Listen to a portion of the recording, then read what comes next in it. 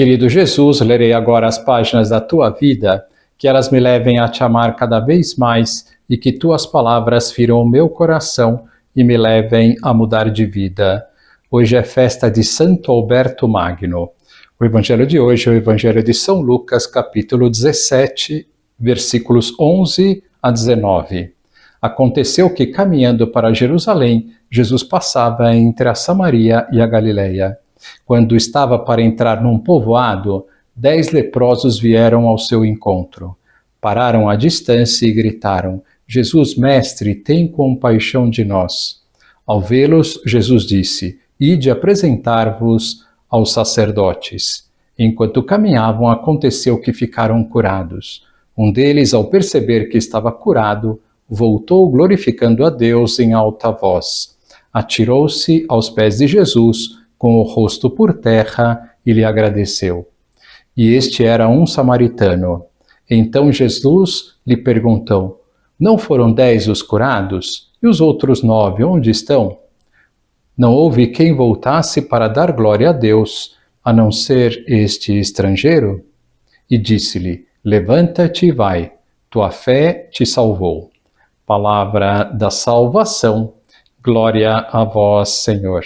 Vamos olhar para Jesus. Gostaria de falar hoje sobre Santo Alberto Magno, pois, além de ser um grande santo, foi um dos maiores sábios de todos os tempos.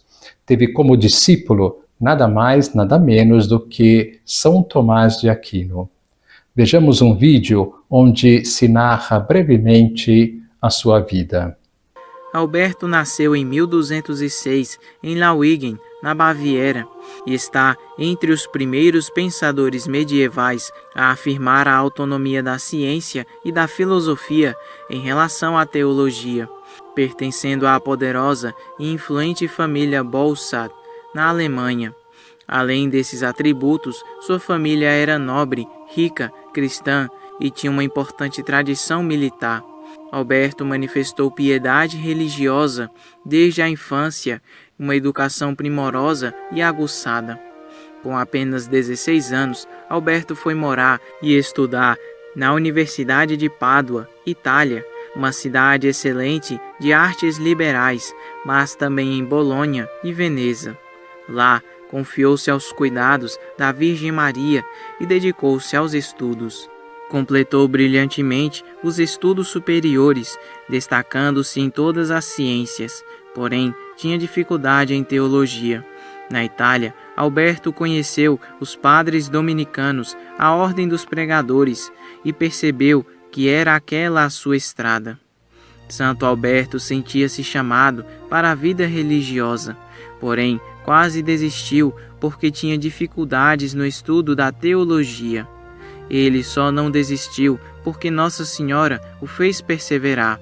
Sendo muito devoto da Virgem Maria, durante seus momentos de oração, ela o aconselhou a perseverar apesar da dificuldade e não desistir.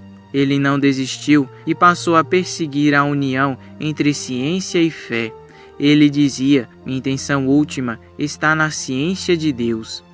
No ano de 1229, Santo Alberto emitiu seus votos como frade dominicano pregador. Recebeu o hábito religioso das mãos do beato Jordano da Saxônia, sucessor imediato de São Domingos.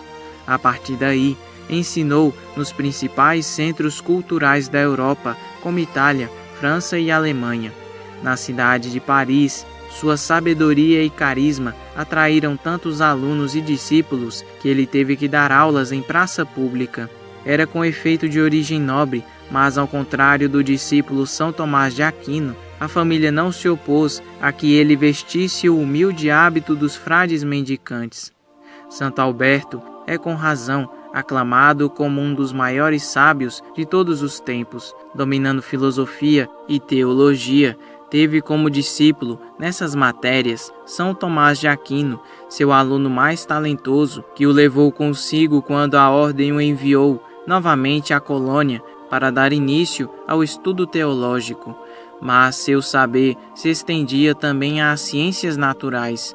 Ele foi mestre em física, química, estudou astronomia, mineralogia, meteorologia, botânica e zoologia. Escreveu livros sobre navegação, tecelagem, agricultura. Tão espantoso acumulado de saber não o impediu de ser um humilde frei dominicano, piedoso e obediente. O ensino foi a maior paixão de Alberto, depois daquela pelo Senhor.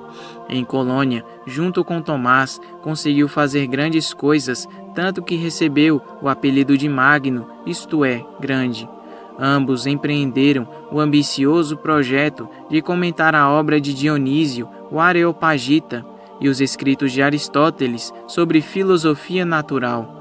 Dessa forma, Alberto conseguiu descobrir o ponto de encontro entre os dois grandes estudiosos da antiguidade sobre a doutrina da alma. Colocada por Deus na obscuridade do ser humano, ela se expressa no conhecimento e, precisamente nesta atividade complexa e maravilhosa, revela a sua natureza e a sua origem divina. Com esta síntese entre a sabedoria dos santos, o conhecimento humano e a ciência da natureza, Alberto deu um profundo impulso à orientação mística da ordem, à qual pertencia, confiando a pesquisa filosófico-teológica ao fiel Tomás. Vós o chamais de boi mudo, disse aos outros alunos, que com tal expressão haviam definido o taciturno companheiro de estudo, mas ele com sua doutrina emitirá ruídos que serão ouvidos em todo o mundo. No capítulo geral dos dominicanos, que se realizou em Valenciennes em 1250, Alberto elaborou com Tomás normas para a direção dos estudos e a determinação do sistema de méritos no âmbito da ordem. Por isso, 4 anos depois, deixou o ensino e foi promovido como provincial na Alemanha. Com este cargo, em 1256, foi a Roma para defender os direitos da Santa Sé e dos religiosos mendicantes no consistório de Anagni. O pontífice ficou tão impressionado com ele que o mandou ficar na cidade e a retomar o ensino que tanto amava, atribuindo-lhe uma cátedra na Universidade Pontifícia. Nomeado bispo de Regensburg, Santo Alberto revelou-se pastor cheio de zelo e exemplar. Ao voltar à sua pátria, Santo Alberto empenhou-se com assiduidade para fortalecer a paz entre os povos. Em 1274, o Papa Gregório X convidou-o novamente a participar do Segundo Concílio de Lyon. Teve participação importantíssima e decisiva na aproximação e união efetiva entre a Igreja grega e a latina. Mas no caminho de volta recebeu uma notícia que jamais queria receber: o falecimento de Tomás, um duro golpe para Alberto, que o amava como um filho, sobre o qual teve apenas a força de comentar: a luz da igreja se apagou. Por isso, começou a pedir com insistência a Urbano IV para isentá-lo do cargo pastoral e se retirar para a colônia. E o Papa lhe permitiu. Ele queria voltar para sua cela de humilde monge e à vida de professor na Universidade de Colônia. Mais tarde passou a ser chamado de Doutor Universal. Grande teólogo e filósofo, ele dedicou sua vida à busca do encontro entre ciência e fé. Por outro lado, destacou-se pela humildade e caridade. Estando Santo Alberto perto de completar 70 anos, o Papa Urbano IV o incumbiu de liderar as cruzadas que aconteciam na Alemanha e na Boêmia. Santo Alberto Magno começou a apresentar perda de memória. Prevendo talvez perder o domínio de si, mandou construir seu próprio túmulo.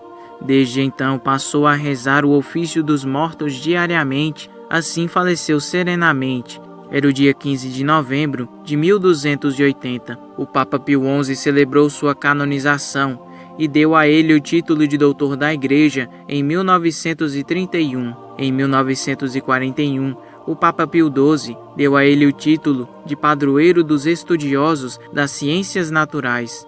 Suas obras escritas encheram 38 grossos volumes e, com testemunho, impregnou toda a Igreja de santidade e exemplo de quem soube viver com equilíbrio a graça e a fé que não contradiz a razão. Que lição nós podemos tirar da vida de Santo Alberto? Vale a pena conhecer um pouco mais a vida deste grande santo. além de possuir uma sabedoria extraordinária, era muito humilde.